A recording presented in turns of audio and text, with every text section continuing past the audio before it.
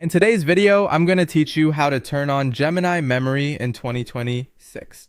First, open Google Gemini. You can do this either through the Gemini app on your phone or by visiting the Gemini website on your computer. Use whichever device is more convenient for you because the overall process is very similar. Once Gemini is open, sign in with your personal Google account. This part is important because Gemini Memory is not available for work accounts, school accounts, or supervised Google accounts. You also need to be at least 18 years old, and your Google activity setting called Keep Activity must be turned on. If the memory option does not appear later, one of those requirements is usually the reason.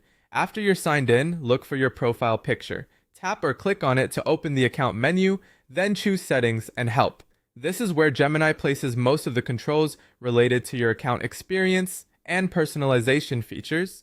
Inside that menu, select Personal Intelligence. This section is where Gemini manages features that help it tailor responses based on your preferences and previous interactions. If you're following along on mobile, the layout may look slightly different from desktop, but the naming should still be the same. Next, find the memory option and turn it on. Usually this is done with a simple toggle switch. Once enabled, Gemini can begin using details from past chats to make future responses more relevant and personalized. That can be useful if you want more continuity across conversations instead of starting from scratch every time. If a confirmation message appears, take a moment to review it. Gemini may explain how past chats are used to personalize your experience. When you're ready, confirm the change to finish enabling memory. It's always a good idea to read these prompts so you understand exactly what the setting does. After that, you can start using Gemini normally. Begin chatting as you usually would.